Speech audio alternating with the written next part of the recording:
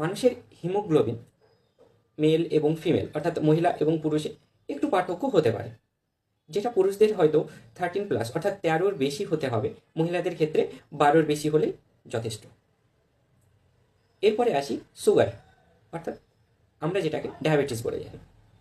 সুগারের ক্ষেত্রে sugar ফাস্টিংয়ের range হওয়া উচিত 70 to 100-এর মধ্যে, এবং পিপি অর্থাৎ খাবার 2 ঘন্টা পরে সুগারের যে টেস্টটি করা হয় সেটির রেঞ্জ হওয়া উচিত 140-এর নিচে। এরপরে সুগারের জন্য আরও একটি টেস্ট করানো হয় যেটাকে বলা হয় HbA1c। এই HbA1c এর রেঞ্জ 5.7%-এর নিচে হওয়া উচিত।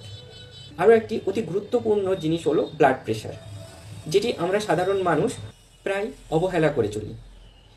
আমাদের ব্লাড প্রেশার প্রতিনিয়ত পরিমাপ করা উচিত এবং সচেতন হওয়া উচিত। ব্লাড প্রেশারের স্বাভাবিক মাত্রা হওয়া উচিত 120/80। সেক্ষেত্রে অল্প